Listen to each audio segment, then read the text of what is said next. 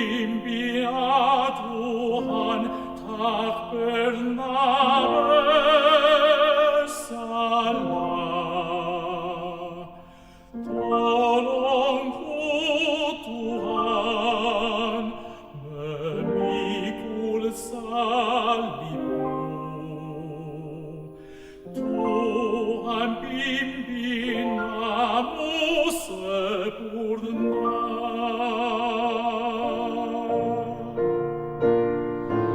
Dalam kota besar atau dalam limbah, jiwa sama berharga di matamu.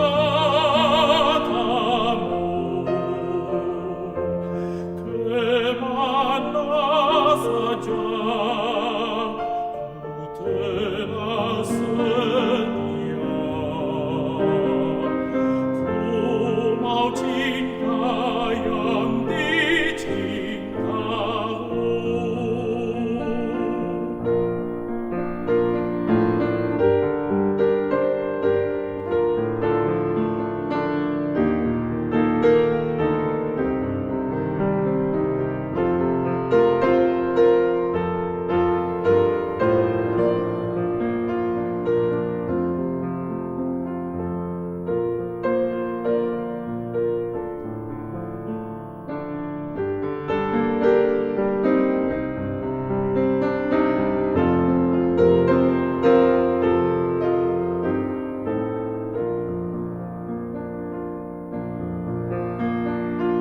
Kemana saja ku telah sedia.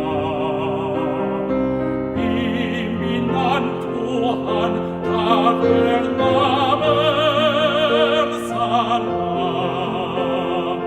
Tolongku Tuhan, memikul salibmu. Tuhan pimpin namu sempurna. Dalam kota besar atau dalam limbah, jiwa sama berharga di matamu. Kemana saja ku telah sedia. Ku mau cinta yang dicintamu.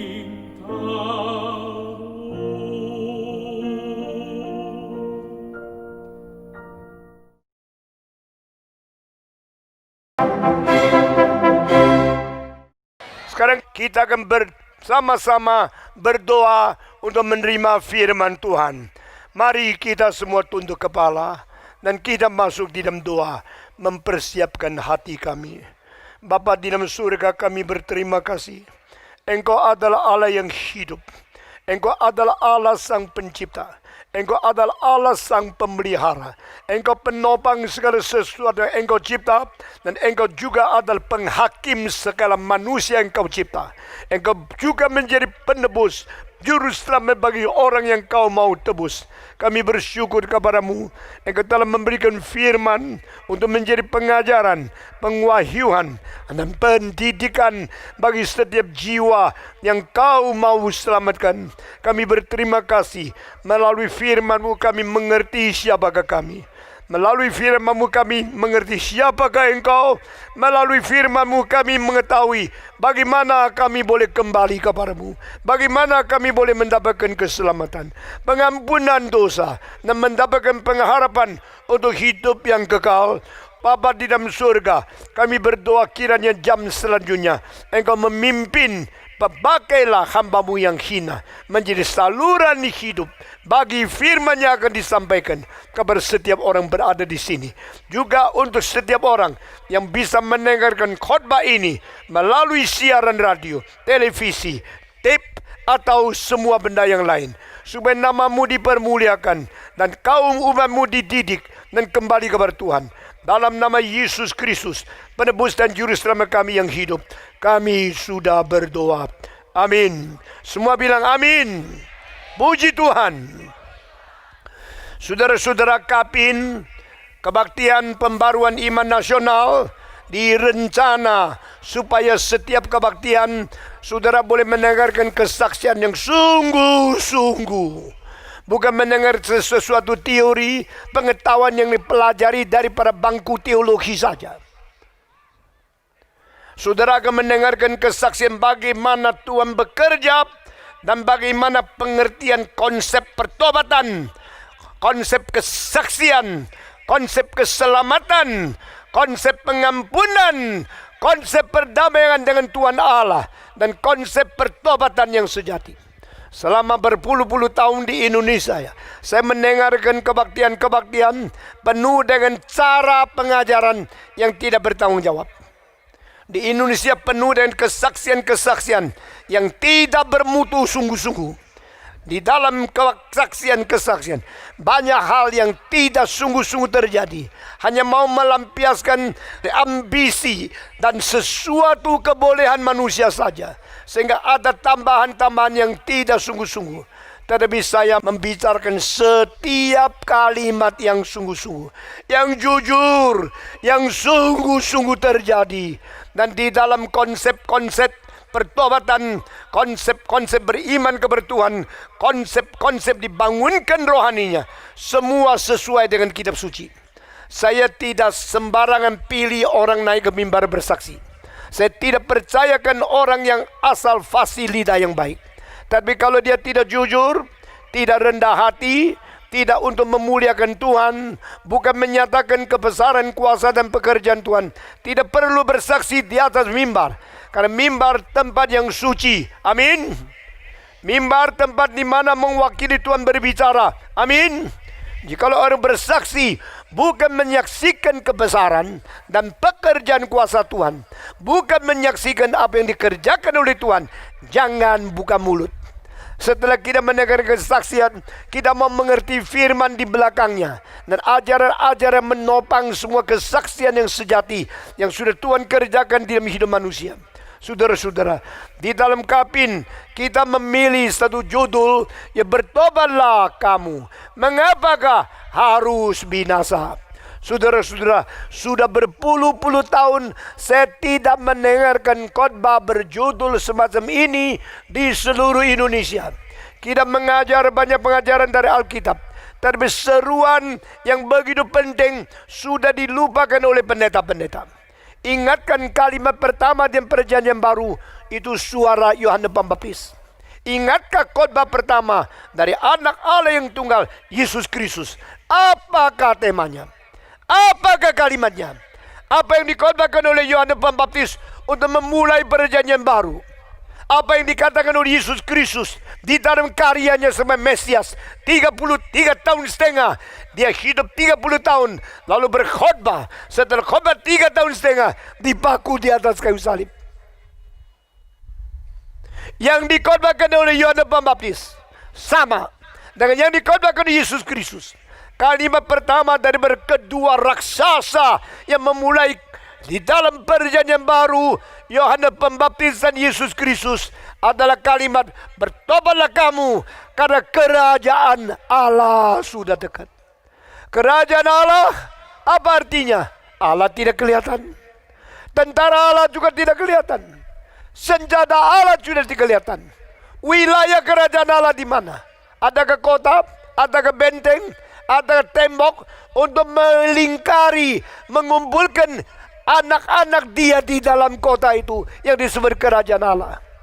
Kita tidak melihat apa yang disebut Allah. Kita tidak melihat apa yang disebut kerajaan Allah. Lalu apa yang dikhotbahkan oleh Yohanes Pembaptis? Apa yang dikatakan oleh Yesus Kristus? Yang kita lihat adalah kerajaan di dunia. Yang kita lihat adalah raja di dunia. Yang kita lihat adalah presiden di dunia. Yang kita lihat adalah pembesar-pembesar, tentara-tentara, jenderal-jenderal, laksamana, baik angkatan laut, angkatan udara, angkatan darat di dunia. Itu kemegahan dunia. Itu kuasa dunia. Itulah pemerintah dunia. Tetapi Yesus Kristus datang ke dalam dunia bukan untuk kerajaan dunia. Pada waktu Yesus berdiri hadapan Pilatus, dia berkata, "My kingdom is not from this world." Kerajaanku bukan dari dunia ini. Yesus Kristus datang mendirikan satu kerajaan yang tidak kelihatan. Dan itulah yang kekal. Karena kerajaan manusia tidak kekal. Di manakah kemuliaan Mesir yang bisa membangun piramida 156 meter tingginya? Piramida telah menjadi catatan bangunan manusia yang tertinggi, memegang rekor 4.000 tahun. Tidak pernah disaingi tingginya. Sampai pada tahun 1889 di kota Paris, ibu kota Prancis, didirikan menara besi yang namanya Menara Eiffel. Karena arsiteknya adalah seorang yang bernama Eiffel. Setelah itu baru di dalam 4.000 tahun pertama kali bangunan manusia yang paling tinggi disaingi oleh bangunan yang lain. Siapa mempunyai kuasa besar bisa memecahkan rekor, mempertahankan rekor bangunan tertinggi 4.000 tahun. Di dalam akhir-akhir tahun ini kita melihat ada menara yang tinggi yang didirikan di Shanghai. Lalu didirikan lagi, disaingi di Kuala Lumpur. Lalu disaingi lagi di Taipei. Lalu disaingi lagi di Dubai. Lalu akan disaingi lagi di negara Arab yang lain. Dan akhirnya akan disaingi oleh negara India. Di Taipei ada 101, tingginya 100 lebih susun. Tetapi nanti di dalam India akan didirikan bangunan 202, 202 susun. Lebih tinggi dari Dubai, lebih tinggi daripada negara Emirat, lebih tinggi daripada New York, lebih tinggi daripada menara apapun di dalam dunia. Saudara-saudara sekalian, manusia menyaingi satu dengan lain. Tetapi kenapakah Mesir bisa tahan 4.000 tahun tidak disaingi? Karena zaman 4.000 tahun lebih yang lampau, Firaun mempunyai kuasa yang besar sekali, mempunyai uang yang banyak sekali, dan mempunyai keberanian dan arsitek yang agung sekali. Tetapi saudara-saudara sekalian, di manakah mereka? Sekarang Mesir tidak ada. Kerajaan Mesir sudah hancur dan bangsa Mesir sudah diusir ke lain tempat. Yang berada di Mesir sekarang bukan bangsa Mesir, tetapi bangsa Arab. Saudara-saudara, kerajaan dunia lewat. Kerajaan lain datang lagi, lewat. Kerajaan lain lagi datang, lewat. Semua kerajaan di dunia ini akan lenyap, akan musnah, akan digugurkan. Tetapi Yesus Kristus berteriak, "The kingdom of God is at hand. Repent ye." Bertobatlah kamu karena kerajaan Allah sudah dekat. Yang dikatakan oleh Yesus Kristus bukan Mesir, bukan Babilonia, bukan Assyria, bukan Romawi, bukan Aztek, bukan Maya, bukan Mesopotamia, bukan kerajaan-kerajaan yang besar di dalam dunia. Karena itu semua ada kerajaan manusia. Yang dikatakan oleh Yohanes Pembaptis, yang dikatakan oleh Yesus Kristus adalah kerajaan Allah. Repent ye, for the kingdom of God is at hand. Kerajaan Allah sudah dekat. Apa itu artinya kerajaan Allah? Waktu kerajaan Allah itu kalau sudah datang, siapa yang boleh masuk ke dalamnya? Yesus berkata kepada agamawan, saudara masih ingat tadi Michael mengatakan saya bersyariat agama. Seorang pemuda yang beragama, tetapi tetap tidak mengenal keselamatan Tuhan. Demikian seorang tua pada zaman Yesus Kristus yang namanya adalah Nikodemus. Dia seorang agamawan, dia seorang anggota kongres, dia seorang anggota Sanhedrin. Dia adalah seorang pemimpin agama Yahudi yang sangat hormat dan tersohor. Dari pada waktu dia malam-malam datang berjumpa Yesus Kristus, Yesus tidak segan-segan. Yesus tidak cari muka. Meskipun dia orang besar, Yesus menegur dia 3 kali. Jikalau engkau tidak bertobat, jikalau engkau tidak diperankan oleh Roh Kudus, engkau tidak akan menampak kerajaan Allah. If you are not born again by the Holy Spirit, you will never see the kingdom of God. You are not born from the water and the Holy Spirit, you will never enter into the kingdom of God. Jika engkau tidak diperanakan melalui air dan Roh Kudus, engkau tidak akan masuk ke dalam kerajaan Allah. Lihat pun tidak bisa. Bagaimana bisa masuk? Saudara-saudara, saya mau tanya, sudahkah engkau melihat kerajaan Allah? Kerajaan Allah bukan dilihat dengan kedua mata di atas muka kita. Kerajaan Allah dilihat oleh mata rohani kita yang dicelikan oleh Roh Kudus. Roh Kudus datang membuka mata rohani. Roh Kudus datang membawa kita di dalam pengertian, penglihatan, dan pengertian yang sesungguhnya menembusi segala keterbatasan dari materi. Kita melihat sesuatu yang direncanakan oleh Allah, yang jauh lebih tinggi daripada yang diciptakan, yang jauh lebih tinggi daripada yang kita mengerti, jauh lebih tinggi daripada rasio pengalaman, supra empiricist, supra rationalist, transcends our reasoning power, transcends our senses of the experiencing the material world. Saudara-saudara sekalian, jika Roh Kudus mencelikan matamu, Roh Kudus membuka pikiranmu, maka engkau akan melihat dari rohani kamu kerajaan Tuhan Allah. Kerajaan Allah artinya adalah di mana Allah yang menjadi kuasa, penguasa, raja atas rakyatnya.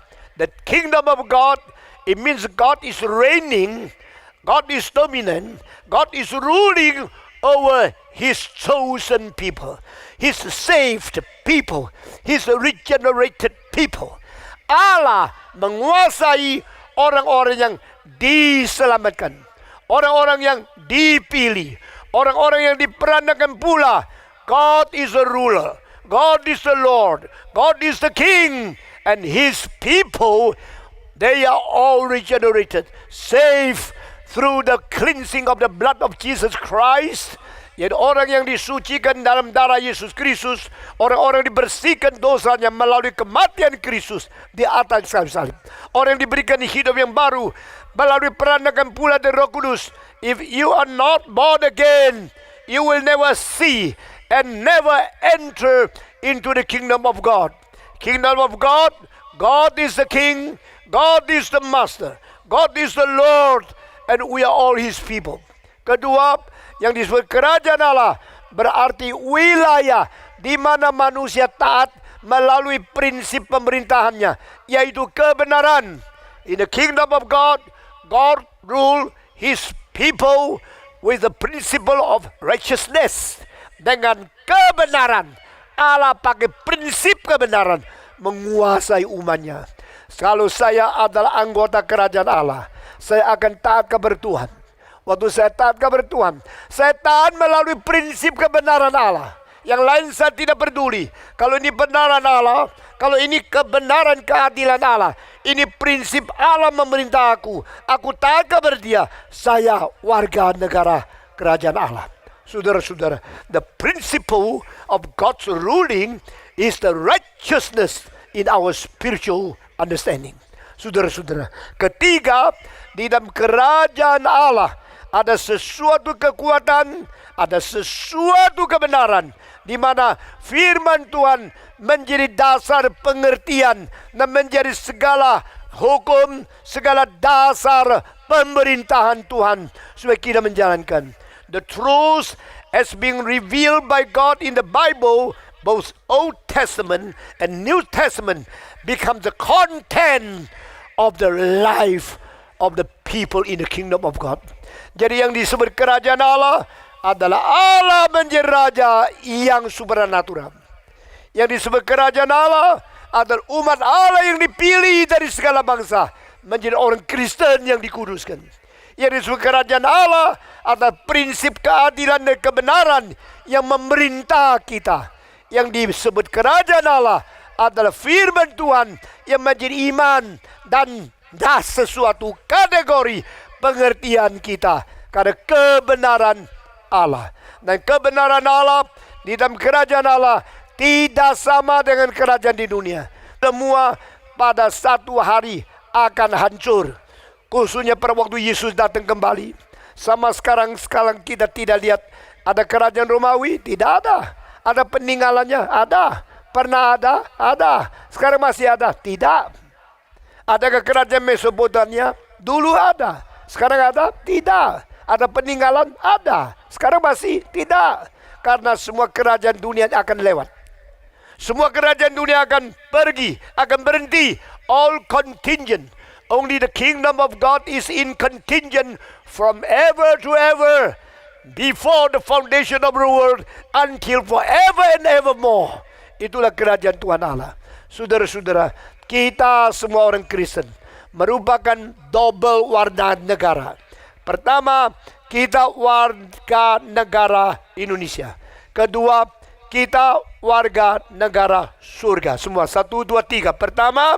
Pertama kita warga negara Indonesia. Kedua, kita warga negara kerajaan Allah. Jika engkau belum diselamatkan, engkau hanya warga gereja. Engkau bukan warga negara kerajaan Allah. Jika engkau belum diperanakan, engkau hanya anggota organisasi agama di dunia. Engkau tidak pernah masuk ke dalam kerajaan Allah. Jikalau engkau tidak diperanakan pula, engkau tidak akan melihat kerajaan Allah. Jika engkau tidak diperanakan pula, engkau tidak akan masuk ke dalam kerajaan Allah. Nikodemus kaget. Saya orang begitu penting. Saya pemimpin. Saya guru Israel. Saya pemimpin agama orang Yahudi. Tapi Yesus berkata, Verily, verily, I tell you, if you are not born of Holy Spirit, you will never enter into the kingdom of God. Saudara-saudara, kita bersyukur kepada Tuhan. Dia mau menjadikan kita warga negara kerajaan Allah sendiri. Tetapi bagaimanakah kita boleh menjadi warga negara surga? Diberikan satu syarat. Bertobatlah kamu. Repent ye, and ye can enter into the kingdom of God. Pertobatan itu menjadi dasar. Prinsip yang paling penting, langkah pertama sehingga kita boleh masuk ke dalam kerajaan Allah. Bertobatlah engkau, bertobatlah engkau, bertobatlah engkau, karena kerajaan Allah sudah dekat. Saya mau tanya, kenapa kita harus bertobat? Why repent? Kenapa harus bertobat? Karena kita sudah jauh dari Tuhan. Karena kita sudah menjadi musuh Tuhan. Dan kita sudah memberontak kepada Tuhan. Itu sebab kita harus kembali. Return to God. Return to our original creator. Return to our master. Return to the source of our life. Kita mempunyai hidup yang menyeleweng. Kita mempunyai hidup ciptaan yang meninggalkan pencipta. Kita mempunyai hidup yang dikasih dan meninggalkan prinsip kasih itu sendiri. Kita adalah orang yang sudah jauh dari Tuhan. Maka kita hidup di dalam diri. Kita hidup di dalam dosa. Kita hidup di dalam pemberontakan. Kita hidup di dalam kegelapan. We depart from God. Depart from the source of our life. Depart from our creator. So we are living in darkness. We are living in sin. We are living in betrayal. We are living in the life to oppose, to reject, and to betray God. Saudara-saudara, itulah sebabnya kita perlu bertobat. Karena hidup kita yang menyeleweng, hidup kita menjauhkan diri dari Tuhan, hidup kita yang melawan dan memberontak kepada Tuhan, itu hidup yang tidak memperkenan Tuhan Allah. Itu hidup yang ditipu, dibius oleh iblis. Saudara-saudara, maka kita perlu bertobat. Kira itu kebebasan. Tapi kebebasan yang memasukkan dia ke dalam belenggu yang lebih besar. Kebebasan yang tadinya mesti senang, tapi kebebasan menjadi kebebasan orang gila. Kebebasan berani berdosa.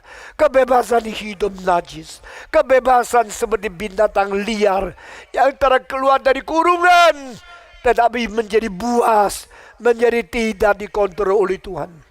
Berapa banyak manusia yang namanya diri Kristen seperti binatang buas, binatang liar yang tidak mau diikat oleh cinta kasih, tidak diikat oleh kebenaran, tidak diikat oleh kesucian, tidak diikat oleh kemurahan, tidak diikat oleh kebajikan Tuhan. Our God is a good God, holy God, righteous God, loving God. Our God is a merciful God. Saudara-saudara, Allah yang mempunyai sifat ilahi, suci, keadilan, bajik, cinta kasih, kemurahan, dan kebajikan. Itu sifat ilahi yang kita langgar. Maka kita hidup di dalam benci. Kita hidup di dalam ketidakadilan. Kita hidup di dalam tidak ada kebenaran. Kita hidup di dalam ketidakkemurahan. Kita benci orang. Kita menghina orang. Kita iri orang. Kita tidak mengasihi orang.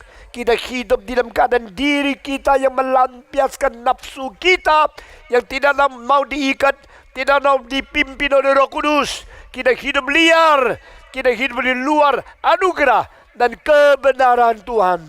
Saya berkata, saudara, orang yang meninggalkan Tuhan tidak mungkin hidup bersejahtera. When you are living God, when you live without God and His guidance, His control and His truth, you have never content and satisfied yourself. You will never be satisfied. Engkau meninggalkan Tuhan, engkau hidup di dalam depresi, di dalam kesulitan, dan dia harus pilih makan obat untuk tenangkan jiwa yang risau, atau bunuh diri, menghabiskan hidup, atau kembali kepada Tuhan. Saudara-saudara sekalian, repent ye, bertobatlah engkau, berarti kembalilah kepada Tuhan. Saudara-saudara, hari ini saya berteriak, maukah engkau kembali? Atau maukah engkau terus hidup liar semau sendiri? Saudara-saudara, orang yang hidup sebebas sendiri tak pernah sungguh-sungguh baik. Orang yang berjudi akhirnya mati tidak menjadi lebih kaya. Orang yang kaya di luar kehendak Tuhan, kekayaan menjadi pisau untuk anaknya saling membunuh, tidak ada perdamaian. Orang yang hidup tidak ada kebenaran cinta kasih Tuhan akan mati di dalam menghabiskan jiwa dan membunuh diri. Saudara-saudara, jangan kira manusia boleh hidup tanpa Tuhan. Orang yang tidak ada Tuhan tetapi kelihatan seperti lancar, itu menjadi penipuan sementara. Saudara-saudara, tidak ada satu orang yang di luar Tuhan Allah mendapatkan bahagia yang sesungguhnya. Engkau harus rendah hati. Engkau harus dengan aus, dengan lapar, minta kebenaran Tuhan. Tuhan berkata, barang siapa yang aus dan lapar akan kebenaran, mereka akan diberikan kekenyangan. Bukalah mulut besar-besar, Tuhan akan mengisi dan memuaskan hatimu. Engkau sungguh-sungguh aus air, seperti kijang berloncat-loncat mencari sumber air untuk menghentikan keausannya. Mari kita malam ini menyatakan keausan, menyatakan kelaparan kita. We are seeking after the life of God and the living in Jesus Christ. We are seeking the hope in the promises of God. Carilah pengharapan di dalam janji-janji Tuhan. Carilah makna hidup di dalam diri Yesus Kristus. Carilah sukacita di dalam menjalankan kebenaran. Saudara-saudara, mengapa kita harus bertobat? Karena kita sudah jauh dari Tuhan. Mengapa kita harus bertobat? Karena kita hidup di dalam dosa. Hidup di dalam kegelapan. Apakah itu dosa? Hari ini saya akan memberikan dari 4 sudut. Apa itu dosa? Dosa memberikan hari ini 4 sudut definisi. Pertama, dosa terhadap diri. Dosa kedua terhadap manusia. Ketiga, dosa terhadap Tuhan. Dan keempat, dosa terhadap setan. Ini 4 relasi. Hidup manusia lain sama binatang. Binatang tidak ada hubungan dengan Allah. Tidak ada binatang yang bisa berdoa. Tidak ada binatang yang bisa memuji Tuhan. Tidak ada binatang yang beragama. Tidak ada binatang yang bisa bersaksi atau memuliakan nama Tuhan. Tidak ada binatang yang bisa bersyukur dan berbakti kepada Allah. Karena binatang hidup dalam relasi yang sangat sederhana. Tapi manusia hidup berelasi dengan Tuhan.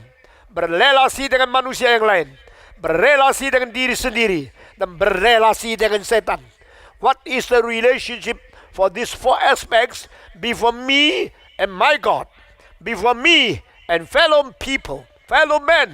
before me and myself, between me and Satan. Manusia adalah makhluk yang berbeda dengan semua binatang.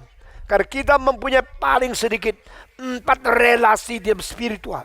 My relationship between me and my God, between me and man, between me and myself, between me and Satan. Yang disebut dosa itu pertama adalah sikap pemberontakan terhadap Allah. The state of opposition and the state of disobedience between you and God. Saudara-saudara, saya dicipta oleh Allah dan saya dicipta bagi Allah. I was created by God and created for God. Itu sebab hidup saya harus hidup menghadapi Tuhan. Meskipun Tuhan tidak kelihatan, tetapi di dalam sedalam-dalamnya lubuk hati manusia, engkau mengetahui engkau hidup di hadapan Tuhan. Kalau engkau berbuat baik, meskipun orang lain tidak tahu, engkau mempunyai pujian terhadap dirimu. Saya sudah berbuat baik. Kalau engkau berbuat baik, engkau rasa ada sesuatu di tempat yang maha tinggi, menikmati, menghiburi, dan dia akan memberikan kepada engkau sesuatu kepuasan di dalam hatimu. Karena kita dihidup bagi Tuhan. Mengutip kalimat daripada 1600 tahun yang lalu, seorang yang besar sekali namanya Augustinus. My heart will never get rest until I return to you and get rest only in you. Hatiku tidak akan mempunyai perdamaian. Hatiku tidak pernah mungkin berdamai. Hatiku tidak mungkin beristirahat sampai aku kembali kepadamu dan hanya menemukan beristirahatan rohani di dalam pangkuan Tuhanku. Saudara-saudara, inilah pertama hubungan kita dengan Tuhan Allah. Karena kita tidak mengikut Dia, kita tidak taat kepada Dia, maka kita hidup di dalam pemberontakan kepada Tuhan. Yang Tuhan mengatakan iya, kita mengatakan tidak. Yang Tuhan katakan kanan, kita mengatakan kiri. Yang Tuhan mengatakan lembut, kita keras. Kita melawan Tuhan sengaja. Kita melawan Tuhan karena kita mau diri aku. Saya mau bebas. Saya mau semaunya sendiri. Tuhan mengatakan no. You should submit yourself. You should be tender. You should follow me. You should obedient to my guidance. Manusia yang tidak mau taat kepada Tuhan tidak pernah ada sejahtera. Manusia yang berontak kepada Tuhan tidak pernah ada perdamaian. Saudara-saudara, apa itu dosa? Pertama, dosa adalah sikap pemberontakan, sikap ketidaktaatan terhadap Tuhan Allah yang mencipta dan yang mengasihi kita. Relasi ini rusak karena yang harus saya taat, saya berontak. Yang harus saya ikut, saya melawan. Engkau berdosa karena engkau di dalam hatimu sedalam-dalamnya engkau melawan Tuhan. Tuhan cinta adanya, engkau penuh dengan benci. Tuhan adil adanya, engkau penuh dengan tidak adilan. Tuhan hidup bajik adanya, engkau penuh dengan kejahatan. Tuhan murah adanya, engkau pelit dan engkau tidak mau mengasihani orang lain. Saudara sekalian, di dalam seluruh kitab suci membicarakan tentang sikap yang taat kepada Tuhan bagaimana. Dan sikap yang tidak taat kepada Tuhan bagaimana.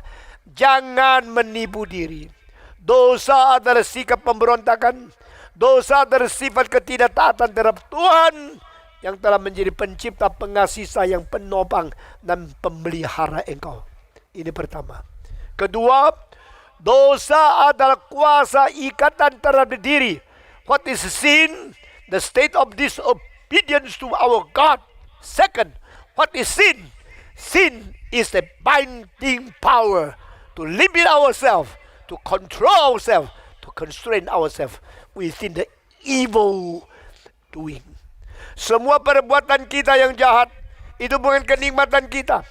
Semua kebebasan yang kita nikmati di luar Kristus itu bukan sesuatu kenikmatan yang sejati. Itu merupakan sesuatu pembiusan, penipuan, dan akhirnya menjadi ikatan yang membelenggu dan mematikan diri kita sendiri. Saya mau merokok, ini bebasku. Saya minum candu, ini bebasku. Saya berdansa, ini bebasku. Saya mau mabuk, ini bebasku. Itu bukan bebasmu. Itu kebebasan yang menghancurkan kebebasan. Itu kebebasan yang menelan kebebasan. Itu kebebasan yang merusak kebebasan. Saudara-saudara, pertama kali engkau merokok, ini cuma 3 gram. Engkau taruh di mulut, enak. Lamban laun, bukan engkau menghisap rokok, tapi rokok menghisap kamu. Pertama-tama, engkau pegang rokok, akhirnya rokok pegang kamu. Pertama-tama, engkau beli rokok, akhirnya engkau jual ke perokok. Pertama-tama, engkau membakar rokok, akhirnya rokok membakar kamu. Tidak ada orang berdosa itu bebas. No one is free when he freely commits sin. Because the sin committed by you will be the controlling power to control and to bind you in return. Saudara-saudara sekalian, engkau mempunyai rokok, engkau main-main dengan rokok, engkau kira engkau mempermainkan rokok, engkau dipermainkan oleh rokok. Manusia yang 70 kilo, 60 kilo, 50 kilo, 80 kilo besarnya, ternyata diikat oleh rokok yang 3 gram. Saudara kira engkau bebas? Kalau saya sekarang ambil uang, lalu saya bakar dengan korek api, 1 lembar, engkau lihat di pinggir, gila lu, itu uang lo, 100.000 kok dibakar? Kenapa 50.000 dibakar? Kenapa uang dibakar? Engkau bilang, kebanyakan uang, saya mau bakar. Aduh gila dia. Banyak orang masih miskin, tak ada makanan. Uangnya dibakar-bakar. Ini orang kendeng, ini orang gila. Saya mau tanya, bakar rokok sama bakar uang, apa bedanya? Apakah rokok tidak beli dengan uang? Jawab. Rokok dibeli dengan uang, betul tidak? Kenapa kamu bakar? Kamu mau hisap. Kalau saya bakar uang saja, saya masih hisap oksigen. Kalau saya bakar rokok, saya hisap CO2. Goblok sekali. Bodoh sekali. Engkau pakai cara apa membela diri? Percuma. Dalam nama Yesus Kristus, saya berkata kepada engkau, barang siapa yang berdosa, dia adalah budak dosa. Engkau melacur, engkau budak pelacuran. Engkau minum bir, engkau budak bir. Engkau minum anggur dan minuman yang keras, engkau budak dari minuman yang keras. Engkau tidak sejahtera. No one is free. When you commit the sin, you have sold your freedom to the sin you committed. Pada waktu engkau berbuat dosa, engkau menjual kebebasanmu kepada dosa yang engkau berbuat. Dan engkau kehilangan kebebasan. Apa itu kebebasan? Immanuel Kant mengatakan di dalam 230 tahun yang lalu, kebebasan bukan apa yang kau ingin buat, kau boleh membuatkan. Freedom is not what you want to do it, you can do it. I am doing anything I want, do it. That is not freedom. Kalau itu kebebasan, maka perampok dan semua orang jahat, semua sedang melakukan kebebasan. Itu bukan kebebasan, itu kepuasan. Saudara-saudara, freedom is not you can do everything you want to do. That is not freedom, that's barbarianism. Itu adalah barbar. Itu adalah kebiadaban. Itu adalah kepuasan, bukan kebebasan. Maka Immanuel Kant mengatakan, kebebasan adalah saya tidak mau berbuat apa, maka saya mempunyai kekuatan untuk tidak berbuat apa yang saya tidak mau berbuat. Freedom is in opposite. Freedom is not what I want to do, I can do it freely. Freedom is what I do not want to do. I have power to reject it. I have power not to do it. Kebebasan bukan apa yang saya mau saya kerjakan. Kebebasan adalah apa yang saya tidak mau. Saya mampu mempunyai kekuatan menolak dan tidak kebuatkan. Itu baru kebebasan. Orang bebas rokok, bebas. Setelah bebas rokok, bebas untuk lepas dari rokok. Tidak. Orang nakorba bebas memakai minum nakorba. Setelah dia rasa itu salah, bebas tidak melepaskan nakorba. Tidak bisa. Orang suka berzina, bebas. Waktu mau melepas dari pelacur, tidak bisa. Engkau satu kali jatuh di dalam dosa, dosa akan mencengkeram, membelenggu, mengikat engkau, mempenjara engkau di dalam dosa.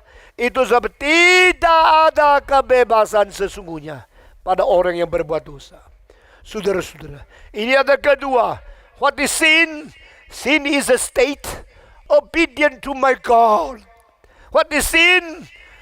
Sin is the power to control myself. Sin is the power.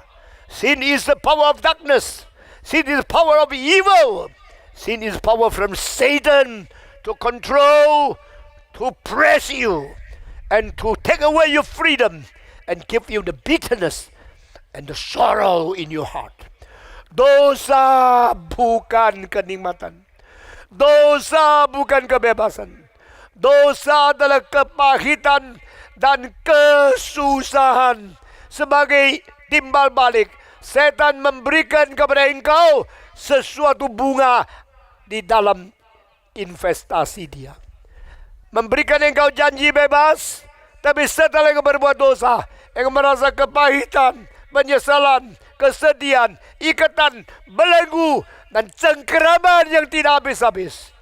Truly, truly I say unto you, everyone who commits sin is a slave of sin. Yesus berkata, dengan sesungguh-sungguhnya aku berkata kamu, barang siapa yang berbuat dosa, dia adalah hamba dosa. Dia adalah budak dosa. Dia tidak pernah menjadi orang yang sungguh-sungguh bebas atas dosa. Dia tidak pernah sungguh-sungguh merdeka di atas dosa. Dia adalah budak di bawah kuasa dosa. Menanggung dosa. Menanggung beban habis-habis. Karena dia telah bodoh. Paulus berkata, we have been sold under sin. Paulus berkata, aku telah terjual di bawah dosa. There's no goodness in my flesh.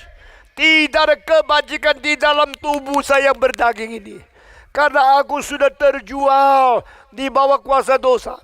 Saudara tahu tidak seorang menjadi budak.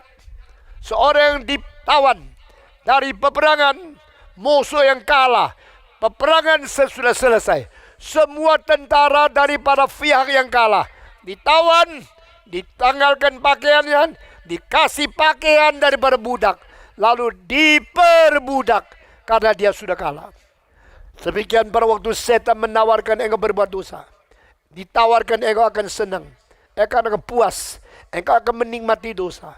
Tetapi sesungguhnya setelah engkau berbuat dosa, engkau baru tahu tidak ada dosa yang memberikan kepuasan, kenikmatan, kesenangan, tetapi memberikan kepada engkau kepahitan, the sorrows. All depression, sorrow comes from your betrayal of your God. Saudara-saudara, inilah dosa. Maka dosa adalah satu sikap memberontak kepada Allah. Kedua, dosa adalah satu kuasa membelenggu, mencengkeram, dan memperbudak kita sendiri. To myself, sin is a controlling power. Sin is an enslavement. To submit myself to the power of Satan. Sin is controlling me. Sin becomes my master. And I become the slave of all the sin I committed. Ini kedua. Ketiga, dosa adalah sesuatu yang merugikan orang lain. Waktu engkau berbuat dosa, engkau kira engkau bebas, tapi engkau sedang merugi, sedang merusak, sedang menghancurkan, sedang merampaskan kebebasan orang lain. Waktu engkau berbuat dosa, engkau berbuat tamak, uang orang lain yang dicuri. Waktu engkau bohong, kejujuran itu sudah tidak ada, dan kebahagiaan orang lain yang dirampas oleh engkau. Tidak ada dosa yang tidak merusak. Dosa adalah kekuatan yang merusak masyarakat. Dosa adalah sesuatu kejahatan yang merugikan orang lain. Di mana saya berbuat dosa, di situ pasti ada orang yang dirugikan. Di mana saya berbuat salah, di situ kesalahan akan melanda dan orang lain yang akan mendapatkan penderitaan. Saudara tidak menjadi berkat. Saudara menjadi sumber cilaka untuk orang lain. Karena engkau berbuat dosa. Waktu engkau berjudi, engkau memenangkan uang dari orang lain. Orang lain yang uangnya kalah karena dimenangkan oleh kamu. Dia pulang bunuh diri karena kamu. Jangan senang saya berdosa, saya dapat untung. Di dalam keuntunganmu ada orang dirugikan. Di dalam segala perbuatan salahmu ada orang yang lain yang dijual, yang dihina, yang telah dirugikan. Engkau tidak sadar. Engkau terlalu egois. Karena engkau hanya mementingkan dirimu, keuntunganmu, keenakanmu. Tidak sadar di atas kesenanganmu. Engkau telah menginjak kepala orang lain. Di dalam bahagiamu, engkau telah merugikan orang lain. Di dalam kenikmatanmu, engkau telah menindas orang lain. Oh saudara-saudara, mari kita orang Kristen mempunyai pikiran lebih luas, lebih global, lebih universal, dan lebih bersifat manusiawi. Kalau saya tidur dengan orang lain di satu tempat tidur, saya guling kanan kiri semaunya. Akhirnya orang itu jatuh ke bawah kolong. Karena kebebasanku, dia yang disiksa. Itu dosa. Dosa bukan semau sendiri. Dosa bukan mau menang sendiri. Dosa bukan untung sendiri. Di atas untungmu, orang lain dirugikan. Di atas imanmu, orang lain ditindas. Di atas kemauanmu, orang lain dirugikan. Apakah engkau tidak rasa itu tidak benar? Kenapa engkau tidak rasa engkau telah bersalah? Karena hatimu bebal. Karena hatimu buta. Engkau tidak melihat situasi seluruh masyarakat. Saudara-saudara, dunia ini sudah menjadi dunia yang ikan besar makan ikan kecil. Dan menelan-telan. Ada orang mengatakan 4 macam manusia. Orang yang paling miskin mengatakan, saya tidak ada makanan. Is there something to eat? I want to eat, but I do not know what can I eat. Saya tidak tahu apa yang boleh saya makan. Saya tidak tahu apa yang bisa saya makan. Tapi sudah kaya sedikit. Pertanyaan menjadi, saya mau makan apa? Dulu makan ikan asin. Sekarang makan ikan tenggiri. Suruh dulu makan kentang. Sekarang makan lobster. Jadi waktu miskin, apa yang boleh saya makan? Waktu kaya, saya mau makan apa? Lalu lebih kaya lagi, saya makan di restoran mana? Sekarang bukan makan masakan nyonya. Cari restoran yang paling mahal. Saya akan makan di mana? Lebih kaya lagi. Kalimat berubah menjadi, hari ini saya makan siapa? Saya makan company-nya siapa? Saya memakan perusahaan siapa? Inilah manusia. Saudara-saudara sekalian, what can I eat? Menjadi, who can I eat? Which company can I swallow up? Saudara-saudara, manusia yang tamak tidak habis-habis. Secara duniawi, engkau tidak pernah puas-puas. Engkau menjadi seorang yang mencari mangsa. Engkau menjadi seorang yang tidak peduli bahagia orang lain. Begitu banyak orang mencetak, mendirikan kebahagiaan dia sendiri di atas mencekik dan menindas, meninjak-injak kebahagiaan orang lain. Orang Kristen bukan hanya bertobat, saya tidak mau merokok, tidak mau berjudi lagi. Orang Kristen harus bertobat daripada di dalam masyarakat. Apakah sumbangsi saya membuat dunia lebih sama rata? Apakah sumbangsi saya menjadikan orang miskin lebih bahagia? Apakah sumbangsi saya membuat orang yang tidak mungkin sekolah boleh sekolah? Nah, keadaan tidak egois, keadaan mensamaratakan masyarakat, keadaan memberikan sumbangsi ke orang lain, itu adalah kebajikan yang mungkin kita lakukan. Di situ kita lepaskan diri dari dosa egois. Saudara-saudara, egoisme adalah musuh terbesar dari beretika orang Kristen. The egocentric life is the greatest enemy of Christian ethics. Itulah sebab Yesus mengatakan, deny yourself and bear your cross, then follow me every day by bearing your cross. Menyangkal diri, memikul salib dan mengikut Yesus Kristus setiap hari. Alkitab mengatakan jika uang atau di dalam tanganmu ada kelebihan, berilah kepada mereka yang patut menerima. If you have something more than enough, give to those who worth it to be given. Saudara-saudara, kita harus mempunyai hidup sosial, hidup mengasihi orang lain, kasihan orang lain. Engkau bilang, siapa yang patut menerima uang yang saya memberikan? Saya harus membantu siapa? Ada orang tak pernah membantu orang lain. Ada orang seumur hidup uang tak pernah keluar kepada orang lain. Kalau makan selalu orang lain yang bayar. Tak pernah mau bayar orang lain. Kamu kah? Belajar. Belajar mempunyai jiwa lebih sosial. Jiwa lebih manusiawi. Jiwa lebih mengerti orang lain. Dan hidup lepaskan diri dari egosentrik. Hidup lepaskan diri daripada hidup mementingkan diri sendiri. Saudara-saudara, ini tidak bisa dipalsu. Ini tidak bisa dibikin-bikin. Ini keluar dari hati yang sungguh-sungguh. Engkau mencintai Tuhan, engkau mencintai manusia, engkau menyangkal diri, engkau memikul salib, engkau mengikut Tuhan. Tidak mungkin Tuhan melupakan kamu. Amin. Saudara-saudara, apa itu dosa? Dosa itu merampok, memperkosa, dosa itu membunuh. Saya tahu itu dosa. Dosa itu juga memberontak kepada Tuhan. Engkau pendeta-pendeta yang tidak taat perintah Tuhan, engkau sedang berdosa di posisi yang tinggi. Engkau majelis-majelis yang merampas uang Tuhan, engkau berdosa di hadapan Tuhan. Engkau orang Kristen yang tidak memberikan perpuluhan, engkau pencuri uang Tuhan, engkau berdosa di dalam rumah Tuhan. Engkau egois, engkau tidak memperduli kebutuhan orang lain, hanya mementingkan diri sendiri. Engkau berdosa di hadapan Tuhan. Saudara, mari kita bertobat. Bertobatlah kamu, karena kerajaan Tuhan sudah dekat. Saudara-saudara sekalian, dosa bukan hanya perbuatan jahat-jahat yang kita lihat. Tukang copet, pencuri, perampok itu dosa. Saudara-saudara, banyak orang berdosa di dalam rumah Tuhan yang sendiri tidak sadar. Banyak orang berdosa kurang manusiawi, tidak mengasihani orang lain, tidak sadar. Keempat, dosa adalah sekongkol dengan iblis.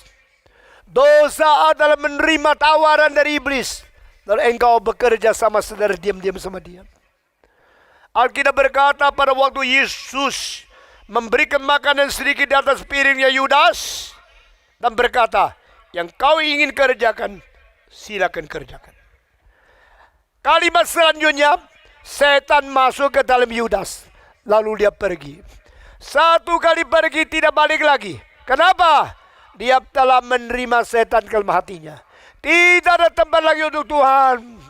Saudara-saudara, orang yang meninggalkan Tuhan ada dua macam.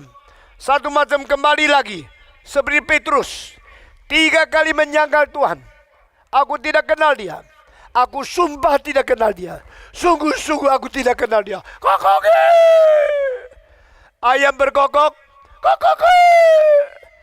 Setelah ayam berteriak 2 kali, dia sadar. Bukankah tadi Tuhan sudah bernubuat kepada saya? Sebelum ayam berkokok 2 kali, engkau akan menyangkal aku 3 kali. Ternyata, sungguh-sungguh, langsung dia melihat ke Yesus. Waktu mata dia melihat Yesus, Alkitab mengatakan, mata Yesus juga melihat dia. Langsung strom itu kontak dari cinta Yesus kepada dosa dia yang melawan Tuhan. Dia nangis. Dia bertobat minta pengampunan dari Tuhan. Ini satu macam. Macam kedua, meninggalkan Tuhan, tidak kembali lagi. Karena dia mau mengikut dan sekongkol dengan setan dan tidak mau bertobat. Tuhan berkata, balik. Tuhan, saya sudah meninggalkan engkau, engkau masih mau saya. Engkau meninggalkan saya tidak meninggalkan engkau. Tuhan, saya sudah jauh daripada engkau. Bukankah saya akan mempermalukan namamu jika aku menjadi hamba Tuhan? Tuhan berkata, engkau membuang aku tidak membuang engkau. Aku mempunyai cinta kasih yang kekal selama-lamanya.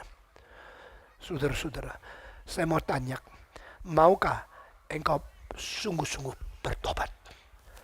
Bertobat berarti keluar dari 4 ciri khas ini. Engkau sudah berontak kepada Tuhan. Sekarang engkau lunakan diri. Balik. Maukah? Engkau mengikat diri dengan perbuatan-perbuatan salah. Sekarang minta belenggu dilepas. Dan engkau kembali mendapatkan kebebasan yang sejati. Kebebasan berbuat dosa itu kebebasan palsu. Kebebasan berdosa itu kebebasan yang menipu diri. Kebebasan berdosa itu kebebasan yang sementara. Sesuatu itu tidak habis-habis. Ikatan untuk selama-lamanya. Teguran hati nurani seumur hidup tidak habis-habis. Maukah engkau lepas dari itu? Dosa adalah tidak memperduli orang lain. Seluruh hidup hanya untuk diri sendiri. Konsentrasi egois untuk dirimu sendiri. Maukah engkau berkata, Tuhan, no more. No more to live for myself. I want to live for glorifying you. I want to live for beneficial others.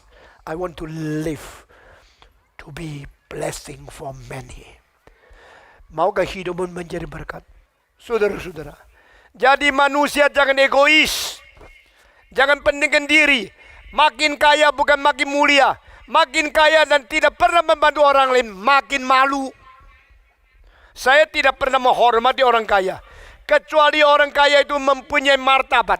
Mempunyai karakter Kristiani yang boleh saya hormati. Kalau tidak, saya tidak pernah menghormati. Orang kaya kelebihan cuma 0,000 yang di bank. Itu saja. Kalau orang kaya sudah bangkrut, lebih kasihan dari siapapun. Banyak orang kaya selain uang lebih banyak, apapun tidak mengerti. Maka saya sangat kasihan kepada mereka. Saudara-saudara, bertobatlah engkau. Bertobat dari berdosa. Apa itu dosa? 4 aspek. The betrayal to your God. The state of disobedience to your God. Second, the controlling power in your spirit. Third, the harming and the action who is breaking the peace and the blessing for others.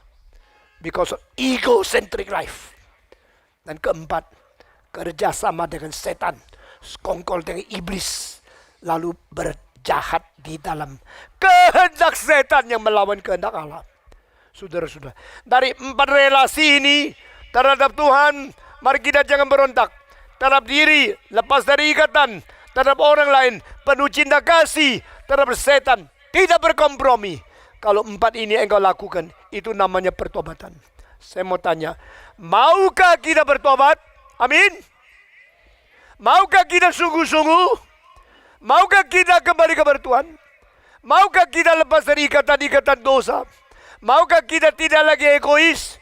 Maukah kita tidak berkompromi dengan setan? Saudara-saudara, jikalau mau, maka kita menjadi anak Tuhan yang baik. Saudara-saudara STEMI dan gerakan reform menawarkan kesaksian khotbah yang tidak gampang diterima. Tapi ini semua ajaran yang benar dari Alkitab. Amin. Kiranya Tuhan memberkati kita. Dan sekarang saya akan menutup khotbah. Saya akan berhenti dari kebaktian ini. Kiranya Tuhan memberkati kita. Sebagai terakhir, siapa yang berkata, Tuhan, saya sadar apa itu bertobat. Saya mau bertobat sungguh-sungguh hidup untuk memuliakan Tuhan. Yang mau sungguh-sungguh bertobat seumur hidup di dalam kesucian cinta kasih Tuhan. Yang mau ikut Tuhan dengan setia. Acungkan tangan, saya lihat. Yang berkata saya mau. Angkat tangan, angkat tangan. Tuhan memberkati Kalimantan Tengah. Mari kita berdiri dan kita mau berdoa. Bapa di dalam surga, kami berterima kasih. Tuhan sudah memimpin kebaktian. Dari permulaan melalui kesaksian sampai akhir di dalam khotbah malam ini. Kami berterima kasih firman Tuhan yang hidup. Firman Tuhan yang tidak berubah. Firman yang suci dan benar. Firman Tuhan yang kekal dan memberikan pengharapan yang kekal. Sudah ditanamkan di dalam kota ini. Kiranya setelah suara manusia berhenti, suara Roh Kudus bekerja terus di dalam hati kami masing-masing. Pimpinlah kami, berkati kami. Engkau sudah melihat tangan kami yang kami angkat. Demi memuliakan nama-Mu.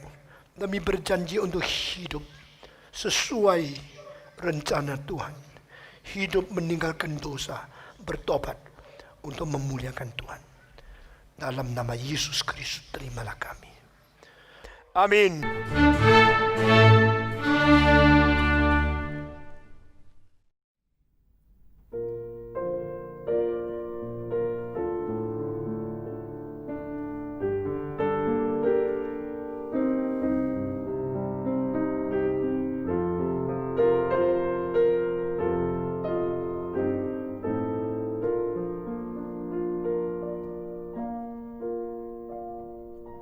Kemana saja ku telah setia, bimbingan Tuhan tak pernah bersalah. Tolongku Tuhan, memikul salibmu. Tuhan pimpin namu sempurna.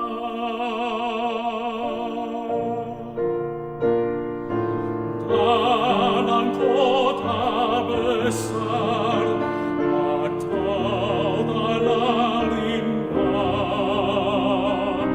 jiwa sama berharga di matamu. Kemana saja ku telah setia,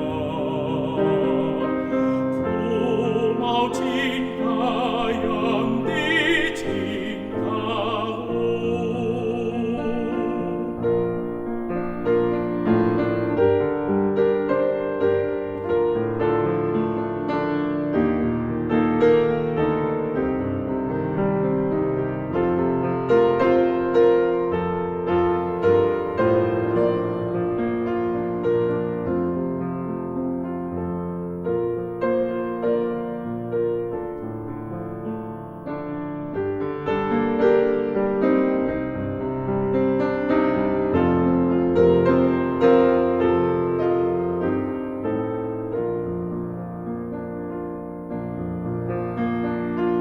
Kemana saja ku telah setia,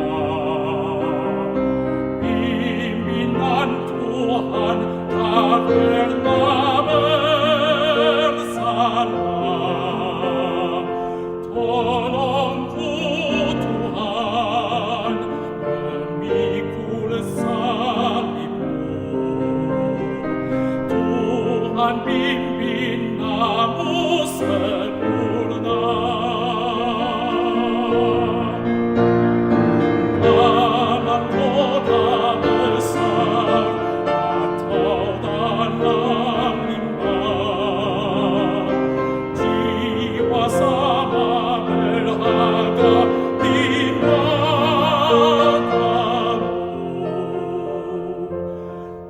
Kemana saja ku telah setia, ku mau cinta